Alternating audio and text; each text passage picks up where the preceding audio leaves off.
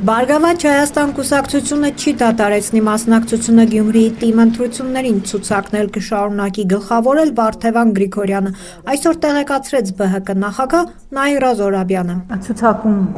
փոփոխություններ չեն լինելու, ցուցակը ինչպես գլխավորել է, այնպես էլ գլխավորելու է Վարդևան Գրիգորյանը։ Ես իսկապես գլուխ եմ խոնարհում, որ Վարդևան Գրիգորյանի այս որոշման առաջ, որ առավոտյան ինքը փոխանցեց, որ թիմը ամբողջ կազմով ուրեմն պիտի պայքարի եւ պիտի հանուն նաեւ Արշակի հիշատակի մենք պիտի պայքարենք մինչեւ վերջ եւ կարողանանք ունենալ կառուցել այն Գյումրին, որտեղ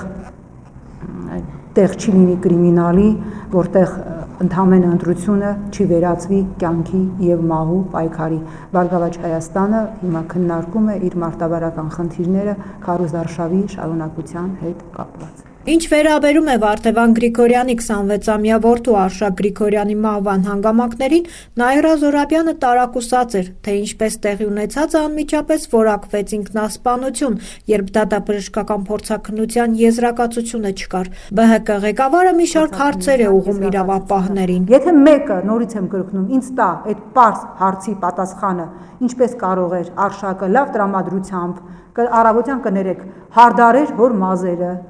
սուրճ խմեր, ծրագրեր շտաբի աշխատանքները, ժամը 3-ին հանդիպում նշանակեր աշխատանքների հետ կապված, այդ ընթացքում մտներ տուն, մեքենա պատվիրեր, կանչեր, որ իրեն պետք է տաներ այդ հանդիպմանը եւ ուրեմն իրեն գտնեին ավտոտնակում, որը իդեպ երկու մուտք ունի եւ տան կողմից եւ դրսի կողմից ավտոտնակում գտնեին հրազենային այլևս կյանքի հետ անհամատեղելի վնասվածքով։ Զոհրաբյանը կարծում է, քանի դեռ հստակ չէ, թե ինչ է եղել իրականում Արշակ Գրիգորյանի հետ, ամեն ժամ շահագրգիռ ուժեր կարող են իրենց վարկածները շրջանառության մեջ դնել, էլ ավելի սրելով իրավիճակը Գյումրիում։ Քանի դեռ ուշ չէ, քանի դեռ իսկապես իրավիճակը էլ ավելի չի սրվել քաղաքում, պատշաճ, ազնիվ, պարկեշտ, անկողմնակալ քննություն իրականացրեք եւ այնպիսի պատասխան տվեք գյումրեցիներին, Վարդևան Գրիգորյանի հարազատներին, հանրությանը, մեզանից յուրաքանչյուրին, որպեսզի որևէ բաց հարց չմնա։ Ես կարծում եմ մենք շատ ինչ-որ մեծ բան չենք պահանջում Հայաստանի իրավապահ համակարգից։ Նաիրա Զոհրաբյանը նաև զառերով հայտնի պաստառին անդրադարձավ, հայտարարելով իրենց հայտնի է, թե ով է իրականում պաստառի հեղինակը։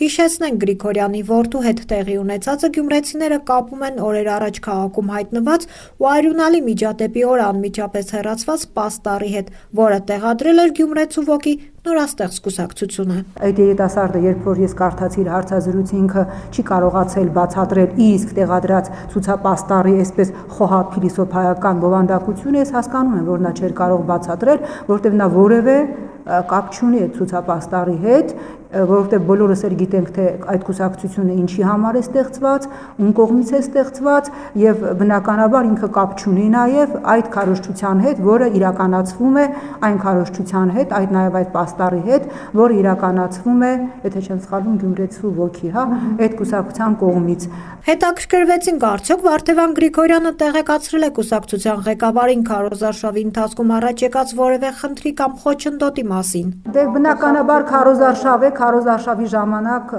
միշտ էլ որոշակի խնդիրներ ծագում են, բայց Վարդևան Գրիգորյանը այն անձնավորությունն է, շատ համբերատար, շատ մեծահոգի, նույնիսկ ամենակեղտոտ քայլերին շատ էսպես